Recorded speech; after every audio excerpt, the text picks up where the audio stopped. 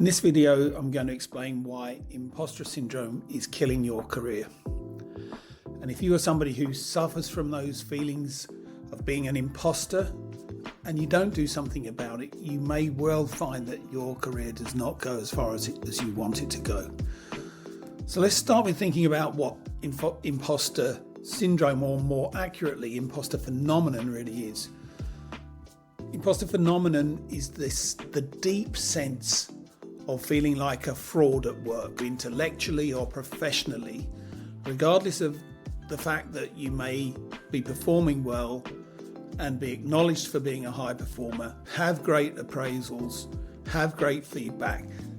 Notwithstanding any of that, the sense of being a fraud persists. And that's what imposter phenomenon is. And one of the main reasons it persists is because people who experience this don't believe that when they do succeed, that's down to their efforts or as a consequence of their capability or skills. They believe it's due to some external factor, such as luck or the assistance they had from others. Fundamentally, at the heart of imposter phenomenon is a fear of being found out, a fear that people will discover that you're not as good as they think you are. And because this fear that in the future someone's going to realize I'm not as good as they think I am, because that's a future focused fear, the person who has these feelings pays no real attention to the present moment. So when they do well, they do succeed, they get good feedback, they brush it off and ignore it because they are fixated on the future focused idea that at some point somebody's going to realize that they're not that good.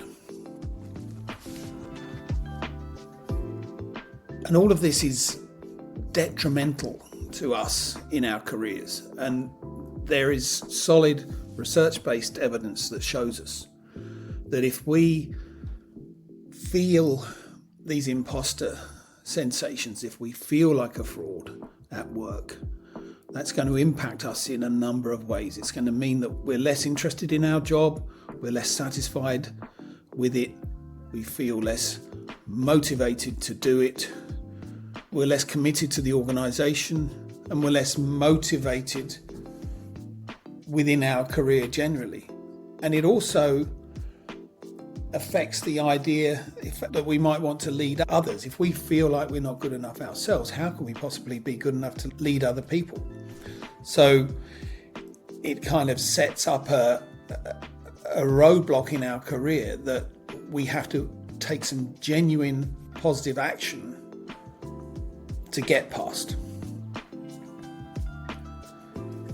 Now, if you're interested in learning more about the imposter phenomenon, you can take our imposter assessment, and there is a link in the description of this video to take you to that assessment, and that will help you see how the imposter phenomenon shows up differently and how it shows up perhaps in you, and you'll get some other resources about the imposter phenomenon, including what you can do about it.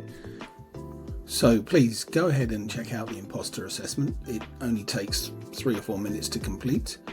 And don't forget to subscribe to this channel to get more videos like these.